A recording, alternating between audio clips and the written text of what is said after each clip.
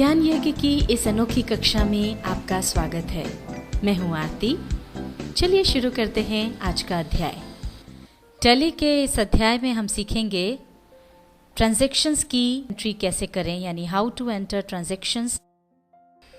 एक बार आपको फिर ध्यान दिला दें, ट्रांजैक्शन एंट्री करने के पहले फीचर्स के अंतर्गत अकाउंटिंग फीचर्स में जितने भी फीचर्स हैं उसमें से अलाउ इनवॉइसिंग फीचर को छोड़ करके बाकी सारे फीचर्स आप बंद कर दें। इस बारे में हम आपको टैली के पार्ट 20 में भी समझा चुके हैं। आइए अब हम देखते हैं हमारा अगला ट्रांजैक्शन। हमारा अगला ट्रांजैक्शन हुआ 23 अप्रैल को बैंक में खाता खोला तथा नगद जमा किए 10,000 रुपये।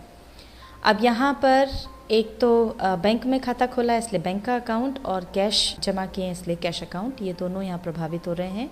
ये आते हैं पर्सनल अकाउंट में और रियल अकाउंट में। दोनों खातों के नियम जब हमने लगाए तो उसके अनुसार बैंक अकाउंट यहाँ पर डेबिट हो रहा है और कैश अकाउंट क्रेडिट। अब हम इसकी एंट्री टैली में करते हैं। अब यहाँ पर रिसीट वाउचर की विंडो खुली हुई है। यहाँ हम आपको एक बात बता दें कि जब भी बैंक अकाउंट और कैश अकाउंट दोनों एक साथ आएंगे, या मान लीजिए हमारे दो बैंकों में खाते हैं और हम एक बैंक से दूसरी बैंक के बीच कुछ ट्रांजैक्शन करते हैं, तो वह ट्रांजैक्शन एंट्री भी कंट्रा वाउचर में ही आएगी। कंट्रा वाउचर के लिए हमारी शॉर्टकट की है F4। F4 प्रेस करें। सबसे पहले हम चेंज कर लेते हैं डेट 23 आ गई, एंटर प्रेस करके इसे एक्सेप्ट करें।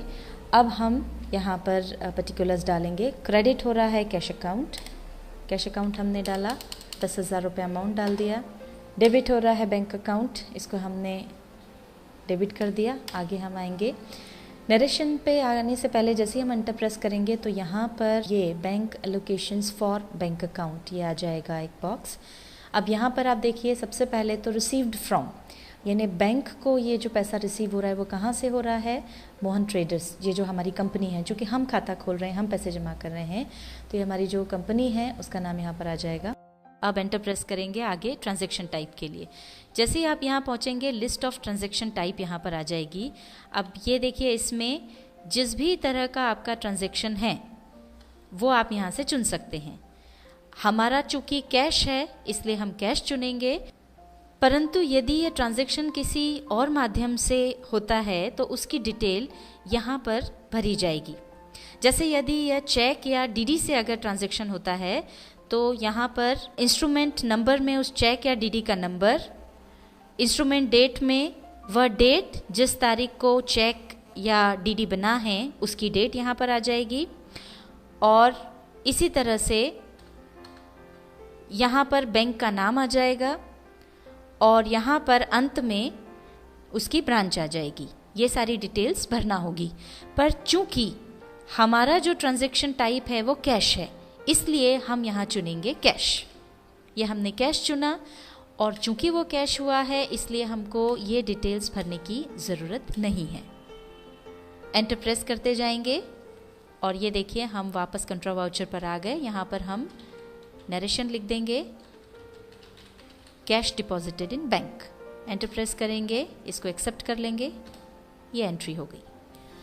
आइए अब हम देखते हैं अगला ट्रांजैक्शन। हमारा अगला ट्रांजैक्शन हुआ है 24 अप्रैल 2010 को। बैंक से चेक द्वारा नगद 3,000 रुपये निकाले। अब इसमें प्रभावित होने वाले खाते हैं, चूँकि नगद निकाले हैं इसलिए कैश अकाउंट, और इसमें बैंक इन्वॉल्व है इसलिए बैंक अकाउंट। ये दोनों ही जो खाते हैं इसमें कैश अकाउंट रियल अकाउंट के अंतर्गत आता है, बैंक अकाउंट पर्सनल अकाउंट के अंतर्गत आता है। तो इनके जो नियम हैं उनके अनुसार कैश अकाउंट डेबिट होगा और बैंक अकाउंट क्रेडिट होगा। अब देखते हैं इसकी टैली में एंट्री। सबसे पहले हमें देखना होता है कि इस वाउचर में इसकी एंट्री होगी। तो चूंकि कैश अकाउंट और बैंक अकाउंट दोनों एक साथ हैं इसलिए कंट्रा वाउचर में ही इसकी एंट्री होगी। सबसे पहले हम चेंज करेंगे डेट। F2 की प्रेस करें और यहाँ पर ये 24 तारीख है, एंटर प्रेस कर दें। ये डेट यहाँ पर आ गई 24 अप्रैल। क्रेडिट होगा बैंक अकाउंट। बैंक अकाउंट यहाँ पर हमने ले लिया, 3,000 रुपये यहाँ पे हमने डाल दिए। आगे जाएंगे एंटर प्रेस करके। अब चूंकि हमने चेक से नगद लिया है तो यहाँ पर bank allocations for bank account में ये आपको डिटेल्स भरनी होगी। सबसे पहले तो फेवरिंग नेम में जिसने चेक से पैसा लिया है तो वो आ गया मोहन ट्रेडर्स। ये है ट्रांजैक्शन टाइप। अब यहाँ पर जैसा कि हमने आपको पहले बताया था, चेक से, डीडी से जिस भी तरह का ट्रांजैक्शन हुआ है वो यहाँ पर चूज़ करना होता है। चूँकि हमारा ये ट्रांजैक्शन चेक से हुआ है इसलिए हम चेक को रहने देंगे, आगे बढ़ेंगे। इंस्ट्रूमेंट नंबर में जैसा कि हमने आपको पहले बताया था कि अगर चेक है तो चेक नंबर, डीडी है तो डीडी नंबर, ये डाला जाता है। तो जो चेक हमने दिया उस चेक का नंबर यहाँ पर आ जाएगा। ये हमने चेक नंबर डाल दिया। इंस्ट्रूमेंट डेट यहाँ पर आ गई है और यहाँ पर जिस तरह का आपने चेक बनाया है, जैसे सेल्फ का चेक है या योर सेल्फ का है या अकाउंट पे है, वो यहाँ लिखना होता है। सेल्फ हम तब लिखेंगे जब मान लीजिए जिस व्यक्ति का खाता है वो स्वयं पैसे निकाल रहा है खुद के लिए। जैसे यहाँ मोहन ट्रेडर्स का खाता है और मोहन ट्रेडर्स को खुद अपने लिए पैसे निकालने हैं तो वो सेल्फ का चेक दे देगा और पैसे निकाल लेगा। पर अगर आपको अपने अकाउंट में से बैंक को पैसा देना है, मान लीजिए आप कोई डीडी बनवा रहे हैं या आपको एफडी करवानी है या बैंक से संबंधित कोई चेक देना है, बजाय नगद देने के आप अपने अकाउंट में से ही पैसा कटवा रहे हैं, तो जो चेक बनाकर हम देंगे वो योर सेल्फ होगा, जो कि बैंक के लिए होगा। और जब हम जिस व्यक्ति के नाम चेक दे रहे हैं उसके अकाउंट में ही पैसा जाए ऐसा चाहते हैं तो वो अकाउंट पे ही चेक होगा। उसके लिए फिर हम अकाउंट पे ही लिखेंगे। और अकाउंट पे ही चेक के लिए आपको चेक के लेफ्ट हैंड टॉप कॉर्नर में 2 लाइनें खींचकर, मतलब उसको क्रॉस करके और बीच में अकाउंट पे ही लिखना होता है। पर कई बार ऐसा होता है कि हम केवल उसको क्रॉस करके छोड़ देते हैं, अकाउंट पे उसमें लिखते नहीं हैं। तो क्रॉस चेक जो होता है उसमें जिस व्यक्ति के नाम का चेक है उसका ही खाता हो ऐसा ज़रूरी नहीं है, वो चेक किसी और खाते में भी जमा किया जा सकता है। हमने जो चेक यूज़ किया वो सेल्फ वाला है। तो देखिए हम वापस यहाँ पर आ गए, डेबिट हो गया कैश अकाउंट। यहाँ पर नरेशन आ गया withdrew cash through cheque, enter press करेंगे। आइए अब हम देखते हैं हमारा अगला ट्रांजैक्शन। अगला ट्रांजैक्शन हमारा हुआ 24 अप्रैल को मनोज ट्रेडर्स से माल खरीदा 5,000 रुपये का। अब यहाँ पर जैसा कि हमने पहले भी बताया था, अगर यहाँ पर पार्टी का नाम हो और नगद उधार कुछ नहीं दिया हो तो उसे उधार माना जाता है। तो ये उधार माल खरीदा। प्रभावित होने वाले खाते चूँकि परचेसिंग हुई है इसलिए तो परचेस अकाउंट और दूसरा मनोज ट्रेडर्स का अकाउंट। परचेस अकाउंट आएगा नॉमिनल अकाउंट के अंतर्गत, मनोज ट्रेडर्स का अकाउंट पर्सनल अकाउंट हो गया और इनके नियमानुसार परचेस अकाउंट डेबिट होगा और मनोज ट्रेडर्स का अकाउंट क्रेडिट होगा।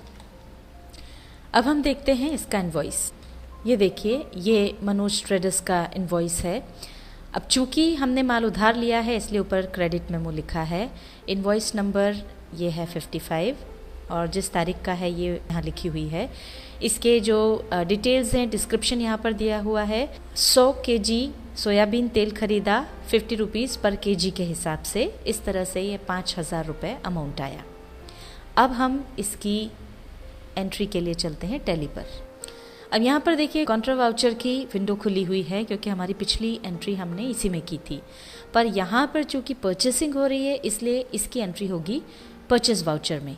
उसके लिए हमको F9 की प्रेस करना रहेगी। अब यहाँ पर पहले तो हम देख लें तारीख। तो तारीख चूँकि 24 तारीख की ही एंट्री है इसलिए इसको बदलने की ज़रूरत नहीं है। अब हमको सप्लायर इनवॉइस नंबर यहाँ लिखना है जो था 55, वो हमने डाल दिया। डेट 24 अप्रैल अपने आप आ गई है।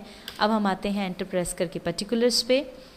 यहाँ पर क्रेडिट होगा मनोज ट्रेडर्स, तो ये मनोज ट्रेडर्स हमने ले लिया, अमाउंट लिख दिया 5,000 रुपीज़।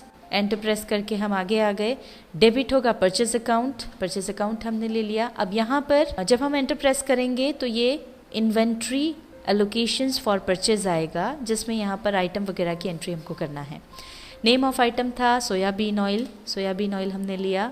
एंटर प्रेस करके क्वांटिटी पर आए 100 kg यहाँ पर हमने लिख दिया। रेट 50 रुपीज़ पर kg था, तो अमाउंट और आगे की चीज़ें अपने आप यहाँ आ गई हैं। एंटर प्रेस करके हम आगे आ गए। नरेशन हमने यहाँ लिख दिया।